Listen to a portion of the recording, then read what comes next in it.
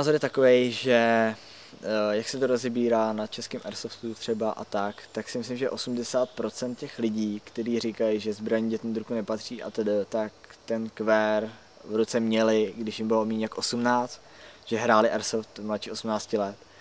Já určitě bych to nezakázal, nedělal bych zbrojáky a tedy. No, já jsem začal dřív, jak v 18. Myslím si, že je to individuální. Když ten člověk má rozum, když mu to někdo vysvětlí, když prostě ví, co se s tím má, co se nemá, co prostě nesmí, jak s tím má zacházet, jak se má chovat, tak si myslím, že není problém v tom to tomu člověku do té ruky svěřit. Zase záleží na jedinci. To spíš o té mentalitě, než o tom věku. Jako. Kvér po 18 let by v ruce být neměl. Respektive člověk, který mu není 18 let, by neměl mít airsoftovou zbraň. Ale já musím říct, že osobně jsem začal 2 měsíce předtím, než mi bylo 18, takže patřím do té hříšní skupiny. Bohužel. Ale jsem rád za to, že moji rodiče měli tu odpovědnost v tom, že mi v 15 řekli ne, až budeš starší. Je to asi tak, že každý člověk má jinou mentalitu, jinak přemýšlí.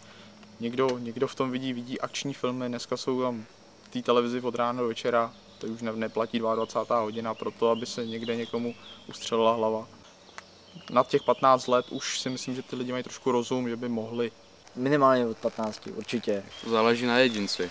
14letý kluk může pobrat víc rozumu než nějaký 20letý. 14letý děti, 13, kteří běhají s kvérama a střílí po autech nebo po vlakách, to nám krát dělá špatný jméno a skončíme na placených hřištích pod dozorem zákona a nějakých pořadatelů.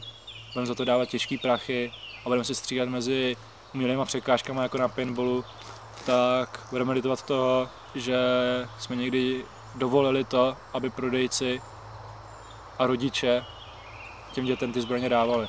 Máme daný nějaký normy, je tady nějaká zákonná úprava a tohle jsou zrovna ty z pravidel, které by se prostě měly striktně dodržovat.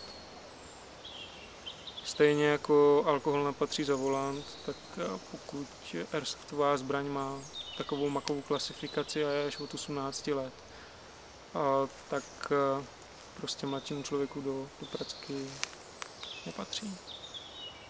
A když se mu do těch rukou dostane, tak je to na jeho vlastní responsible.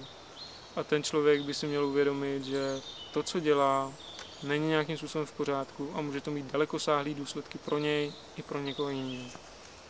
Když se mu vysvětlí, co má dělat a když hlavně musí hrát s týmem lidí, kteří tam ty lidi nad 18 jsou, kteří jsou rozumní a kteří prostě ví, jak ten airsoft hrát, tak určitě proč by nemohl hrát 13letý dítě.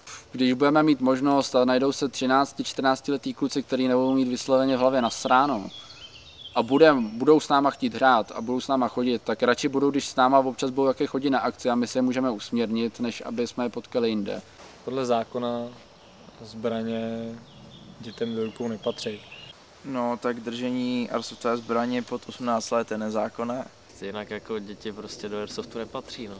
Takže jako určitě bych jim to do ruky vůbec nedával, nebo aspoň by je měli rodiče poučit o nějakých bezpečnostních pravidlech. Jo, hlavně člověk musí chtít a je to zkušenost. Ty král, ale jak mě bolí prdel.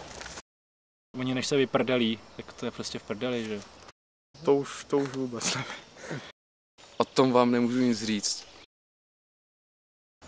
Ty píče, to jste měli poslat mailem, vole. Kurva, začala válka, ty vole. Jsem hezký.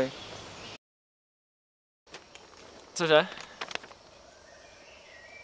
Takže pokud je vám pod 18 let a hodláte držet airsoftovou zbraň, tak ji nedržte, protože je to nezákonné.